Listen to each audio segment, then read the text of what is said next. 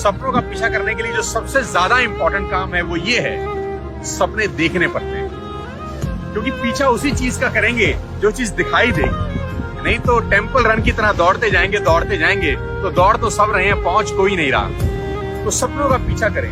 सपनों का पीछा करने से पहले सपने देखना शुरू करें। अब जब आप सपनों का पीछा करेंगे तो सबसे बड़ी प्रॉब्लम आएगी लोगों के उपहास, जिससे डरकर, जिससे परेशान होकर, जिससे घबराकर अमूमन लोग सपनों को बीच में ही छोड़ देते हैं या उस रास्ते से लौट जाते हैं।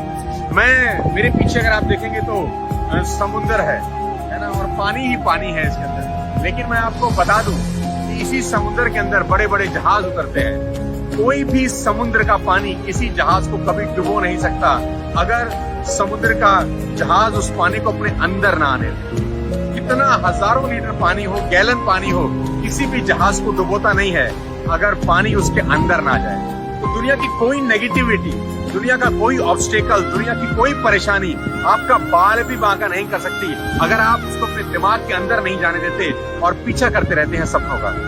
20 साल पहले मैंने अपना करियर शुरू किया सेल्स एंड मार्केटिंग से। आप सब मुझे जानते हैं बहुत अच्छे से।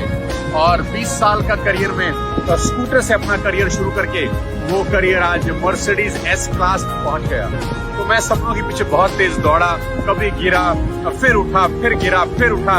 और इस प्रयास के अंदर लोग आपके लिए खड्डा भी खोदते हैं। इस प्रयास के अंदर लोग आपको ताना भी देते हैं, तुमसे नहीं होगा, तुम नहीं कर पाओगे, ये तुम्हारे मतलब का काम नहीं है। ऐसे ऐसे डायलॉग आपको सुनने के मिलेंगे। लेकिन चिंता मत करिए, सपनों का पीछा करते रहिए। और अगर मैं सपनों का पीछा करते करते एक नॉर्मल स्कूटर से एस क्लास मर्सिडीज तक पहुंच सकता हूं, आप क्यों नहीं पहुंच सकते?